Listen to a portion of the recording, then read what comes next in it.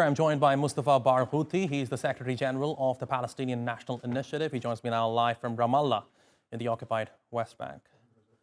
Mustafa, great to see you. Great to have you here with us on TRT World. Now, United Nations Security Council resolutions, international condemnation, protests, boycotts. So far, it seems to me that they have all failed in stopping Israel's onslaught on Gaza. So tell me, is this ICJ hearing the last hope for the Palestinians? Actually, it's the last hope not only for Palestinians, but for the world. What South Africa is defending in this case is not only the Palestinian rights and not only the need to stop this terrible war crime of genocide, collective punishment, and ethnic cleansing, but it is actually defending, South Africa is defending the international law. And allowing Israel to continue this terrible violation of international law would send to the whole world a very negative message that we don't live by international law anymore, but we live by the rule of jungle. And that's exactly what South Africa is doing. It's trying to defend the rights of the people who are oppressed, the rights of all countries that abide by international law, and to stop a country or a structure like Israel from continuing to have total impunity for several and many violations of international law, the biggest of which is this act of genocide they are committing now in Palestine. Now, so really, this is not only about Palestine, it's about the future of the world.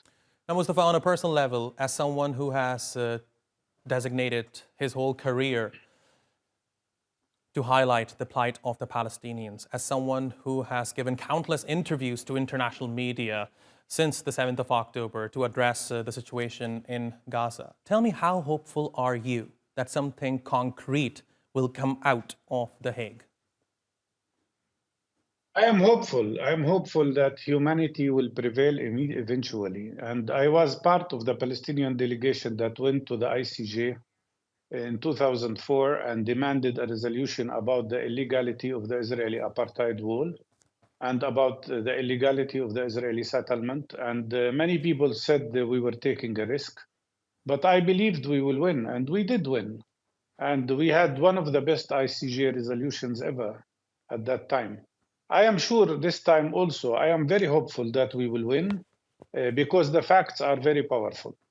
Unless somebody will manipulate some of these judges as they did to the prosecutor of the International Criminal Court. But I am so hopeful that this will not happen and that truth will prevail and justice will prevail.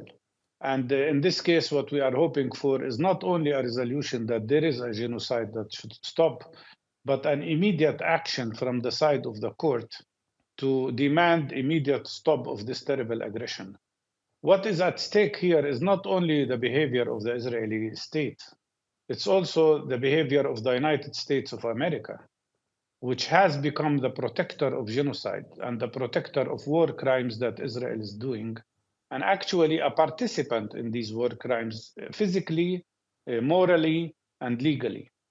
So the resolution, it is truly historic. As your correspondent said, it would be a historic decision because it would tell the world in general and all governments of the world that enough is enough and there is a limit to how far power can go in oppressing other people. And undoubtedly, the United States is a very important player in all of this. And given Washington's historic vetoing of United Nations Security Council resolutions related to the Israeli-Palestinian conflict, how might this geopolitical dynamic affect the enforcement of any possible ICJ ruling? It would be very crucial because even if the United States maintains its positions in the Security Council, the same United States of America will be indicted for this war crime. And the fact, I think once they conclude that this is genocide, every country that provided weapons to commit genocide will be subject to accusation. Every country that was preventing a resolution to stop this genocide will also be accountable. So this is very big. It's really about the future of this whole world. And it is true that the Palestinian case, the Palestinian situation, the Palestinian cause has become the most important cause of humanity in our days. It's very, and it is not a coincidence that it is South Africa that is coming up with this case.